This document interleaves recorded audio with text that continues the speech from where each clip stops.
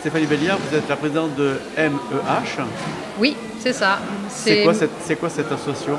C'est une association de parents, ça veut dire Médoc Enfance Handicap. Et donc c'est une association de parents d'enfants médocains ayant un enfant donc en situation de handicap. Alors vous êtes ici aujourd'hui à Arsac pour l'opération Je suis CAP. Je suis CAP.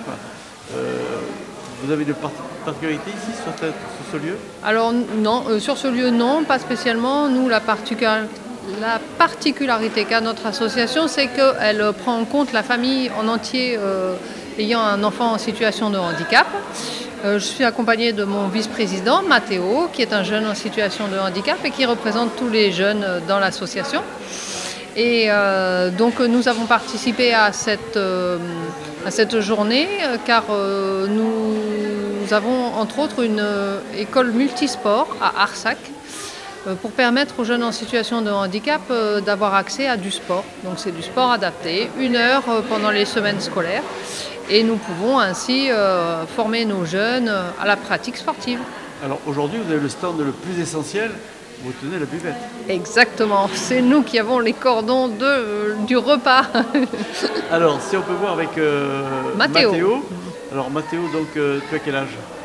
17 ans. 17 ans, attends, mets-toi bien près du micro. 17 ans. Voilà. Et alors, tu fais quoi autrement? Tu vas à l'école? Je suis au lycée. Lycée Odilon-Redon.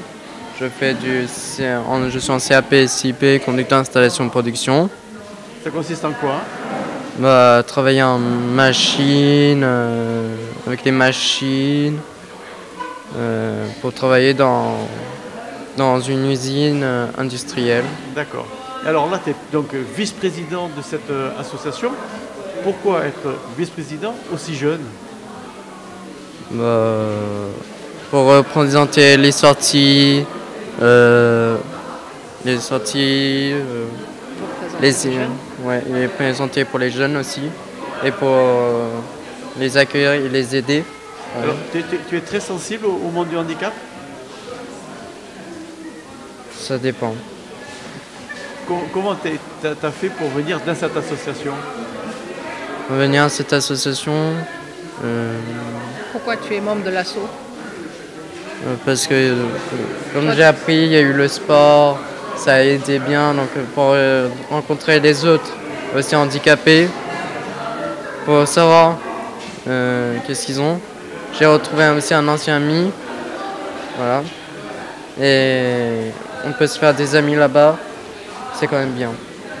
Je sais que c'est pas trop facile de parler devant les caméras, Ouais. C'est peut-être la première fois que tu le fais, mais c'est pas grave, c'est pas un souci, tout va bien se passer.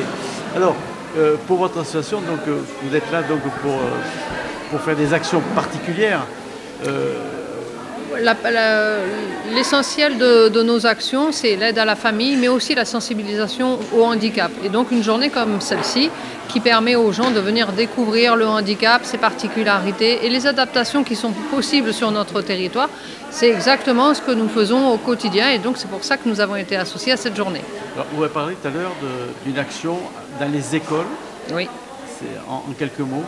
Alors, parmi les sensibilisations qu'on cherche à mener, on cherche à sensibiliser les jeunes dans les écoles et particulièrement les écoles primaires afin que les jeunes puissent accueillir de manière plus agréable possible leurs camarades en situation de handicap, puisque maintenant avec l'école inclusive, les jeunes en situation de handicap ne vont plus en institution ou très peu et donc sont intégrés dans les écoles de quartier. Et donc il faut, entre guillemets, sensibiliser les jeunes afin de permettre que nos jeunes en situation de handicap soient accueillis dans les meilleures conditions dans l'école primaire de quartier. Alors, les enfants, on va dire, normaux, même si je n'aime pas ce terme, est-ce qu'ils sont réceptifs à cette démarche? Bien sûr.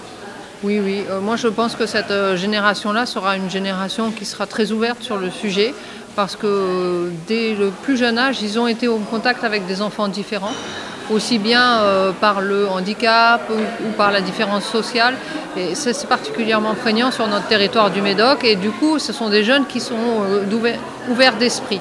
Et quand on leur fait, par exemple, des sensibilisations comme nous on le fait avec des petites mises en situation, mais c'est important parce que ça leur fait toucher du doigt ce que vivent leurs petits camarades et du coup, ils sont encore plus empathiques après avec eux. ils peuvent mieux comprendre ce que leurs petits camarades en situation de handicap vivent et du coup, ils sont forcément beaucoup plus à l'aise après. Madame la Présidente, Monsieur le Président, merci. Mais de rien, bonne journée.